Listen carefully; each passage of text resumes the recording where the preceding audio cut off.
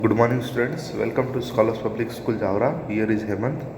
सो हम लोग कल तक क्लास एट्थ के लिए चैप्टर नंबर 9 जिसका नाम है एज ऑफ एडोलसेंस हम लोग पढ़ रहे थे, जिसके अंदर हमने कल पर्सनल हाइजीन के बारे में हमने जाना था कि किस तरीके से आपको अपने पर्सनल हाइजीन का ध्यान रखना चाहिए कि अपनी बॉडी आप जैसे डेली आपको नहाना चाहिए। मान लीजिए आपके फेशियल हेयर या अंडर आर्म्स में अगर हेयर्स होते हैं तो उनको प्रॉपरली क्लीन करना चाहिए, ठीक है। इसके अलावा गर्ल्स को सैनिटरी नैपकिन्स या पैड्स का यूज़ करना चाहिए during their menstruation cycle.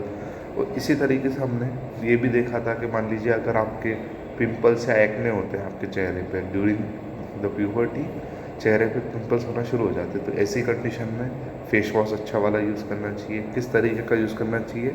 Mild non oily soap, ध्यान रखिएगा, नॉन ऑयली सोप।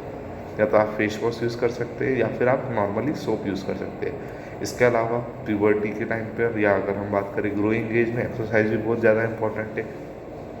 इसीलिए हम अगर सजेस्ट करते हैं कि सारे टीनेजर जितने भी हैं सबको कोई ना कोई एक्टिविटी जैसे कि प्लेइंग, वॉकिंग, जॉगिंग, स्विमिंग के अंदर इन्वॉल्व हमेशा होना चाहिए, ठीक है।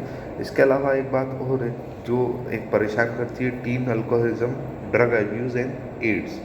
तो देखिए होता क्या है कि इस एज के अंदर जो आजकल का जो कल्चर है हमारा, हम जो देख रहे हैं आसपास, तो टीन अल्कोहलिज्म की तरफ या ड्रग की तरफ बढ़ता जाता है। कारण ये है कि वो मूवीज़ में अपने आसपास अपने बड़े भाई बहन या कोई भी कजिन्स या आसपास के जो लोग हैं उनको देखकर वो अट्रैक्ट होता है अल्कोहल की तरफ। ऐसी कंडीशन में वो अल्कोहल जैसे कंज्यूम करता है तो अल्कोहल आपकी बॉडी के लिए हमेशा की तरह ख़राब है, ठीक है।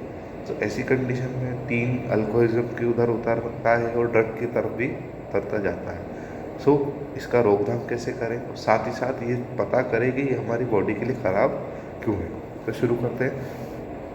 देखिए, adolescence is a period in which teenagers tends to try new things, to take risk as they may take drugs, tobacco and drink alcohol because it seems exciting। देखिए मैंने बताया ना आपको, एक्साइटिंग के हम आसपास देखते हैं तो हमें एक थ्रिल मिलता है कि अरे ड्रग या तम्बाकू, या हम बात करें ड्रिंक के लिए अल्कोहल, तो ये सारी चीज़ें टीन्स को क्या करती है, एक्साइटेड करती, क्योंकि वो ये चीज़ करना चाहते हैं। So drug abuse is a common problem among adolescents in all over the world. Drugs are the chemical substance that produce physical, mental and behaviour and emotional changes in the body. तो drugs करते क्या है?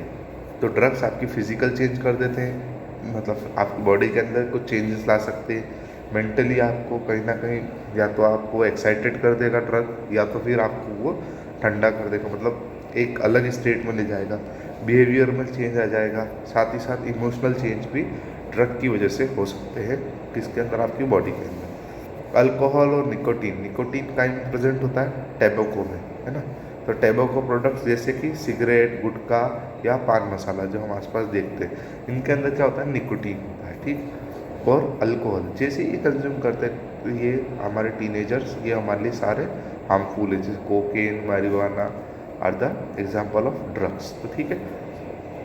So the use of drugs for the purpose of other than medical use is called drug abuse.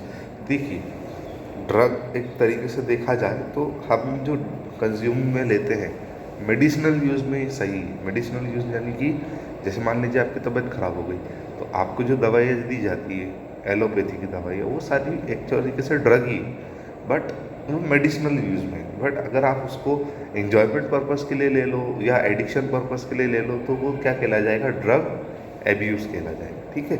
अब drug alcohol क्यों abuse करता है हमारे teenagers को? So they like the way it make feel. देखिए एक अलग ही फीलिंग आप ये जब कोई टीनेजर ड्रग को लेता है तो अलग ही फीलिंग होती है। They want to fit with the friends and certain groups and they believe it makes a more grown up.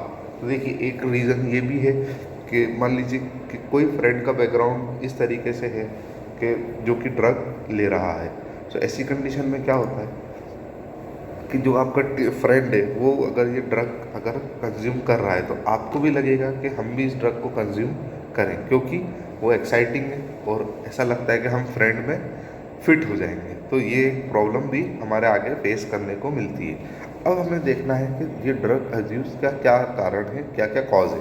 So alcohol and drug abuse is the leading cause of teen deaths और injuries related to car crashes, suicides, violence and drowning. अब देखिए ये क्या problem है यहाँ पर, कि देखिए जो अल्कोहल या ड्रग जो ज़्यादा कंज्यूम करते हैं उससे प्रॉब्लम्स क्या है कि अगर ज़्यादा कंज्यूम कर लिया तो डेथ भी हो सकती है या इंजरीज भी हो सकती है। इंजरीज कैसे, मान लीजिए कोई ड्रग लेकर अगर कार चला रहा है तो ड्रग लेकर कार चलाने से उस कार क्रैश हो सकती है, या किसी ने ज़्यादा ड्रग ले लिया तो सुसाइड की पॉसिबिलिटी है, या वायलेंस भी करते हैं। आपने देखा होगा कुछ लोग जो शराब पी के झगड़ा करते हैं। ये सारी चीज़ें किसकी वजह से होती है, ड्रग की वजह से होती है। तो ये ड्रग्स एक तरीके से हमारे लिए बुरे हैं, है ना। इवन ओकेशनल जो alcohol consumption by a teenager increase the risk of future alcohol and drug problems. ठीक है, कभी कभी कोई अगर मान लीजिए कोई टीनेजर इसको कर लेता है, अल्कोहल का कंज्यूमेशन कर लेता है, फिर भी उसके लिए रिस्क है। इसलिए casual use of certain drug can also cause severe health problem such as ill health and brain damage. ठीक है, तो ड्रग आपका ब्रेन डैमेज या आपकी तबीयत भी खराब कर सकता है। Many illegal drugs today are made in home labs so they can vary greatly in strength, है ना। These drugs also may contain bacteria, dangerous chemical and unsafe substances। तो देखिए आजकल इंटरनेट के ज़माने में हर चीज़ नेट पे अवेलेबल है। तो ऐसी कंडीशन में क्या होता है कि लोग घर पे ही इस तरीके से वो चीज़ें बनाने लग गए। बट प्रॉब्लम ये है कि उस आपके ड्रग के अंदर बैक्टीरियाज भी होते हैं, केमिकल भी होते हैं डेंजरस, तो जो कि आपके अनसेफ है आप लोगों के लिए। ठीक है, so this abuse can increase the risk of pregnancy and sexually transmitted SITs including HIV and ये देखिए HIV का मतलब है ह्यूमन इम्यूनोडिफिशियंसी वायरस। ठीक है, इसके अलावा अगर हम बात करें तो एड्स भी हो सकता है। एड्स क्या होता है, acquired immunodeficiency syndrome are the because of unprotected sex. This dangerous virus can pass to a normal person from infected person by sharing the syringe used for injecting the drugs. It can transmitted through the infant from the infected mother to her milk. The virus can also transmitted through sexual contact with a person infected with HIV। ये सारी possibilities है कि during this period हमें ये सारी problem face करनी पड़ सकती है।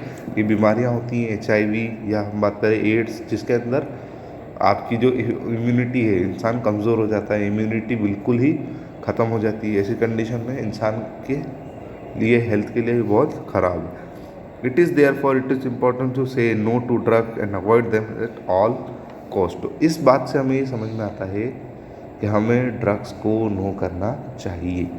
इसका ओनली रीज़न ये है कि ड्रग्स के साथ हमारा जीवन या हमारा भविष्य पूरी तरीके से ख़राब हो सकता है। ठीक है, इसलिए अगर आप मान लीजिए कोई बच्चा है जो कि इस तरीके की लाइन में उतर रहा है, तो आप उसे रोकिए और उसे समझाइए कि ड्रग्स से क्या क्या प्रॉब्लम हो सकती है।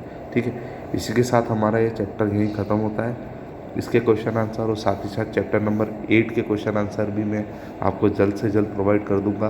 तब तक के लिए आप पढ़ते रहिए। Thank you so much. God bless you all.